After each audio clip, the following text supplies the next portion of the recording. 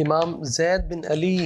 جو ہیں ان کی کچھ آثار میرے سامنے ہیں، میں ان کو بھی چاہوں گا۔ امام زید ابن علی ابن الحسین تو حضرت سیدنا حسین کے علی پوتے، جی امام حسین کے پوتے اور سیدنا علی کی اولاد میں سے، اولاد میں سے، یعنی یہ بھی بڑے امام ہیں۔ امام زین کے بیٹے ہیں یہ بھی۔ جی جی جی، اور یہ بھی ائمہ اہل بیت میں سے بڑے بڑی امام ہیں پرومیننٹ اور شخصیت ہے ان کی۔ پرومیننٹ شخصیت ہیں، اور یہ یعنی ان میں سے ہیں ائمہ اہل بیت میں جنہوں نے پھر سیدنا حسین کی طرح یعنی اسی موقف کو یا اسی طریقے کو اختیار کرتے ہوئے انہوں نے بھی فیصلہ کیا،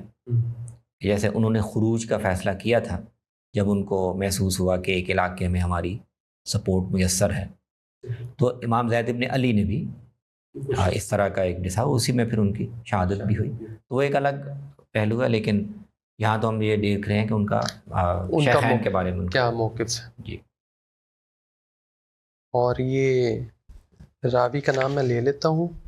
علی بن ہاشم ہے، علی بن ہاشم ہے، وہ اپنے والد سے یہ روایت کرتے، کہتے ہیں کہ سمعت زید بن علی یقول البراۃ من ابی بکر و عمر البراۃ من علی،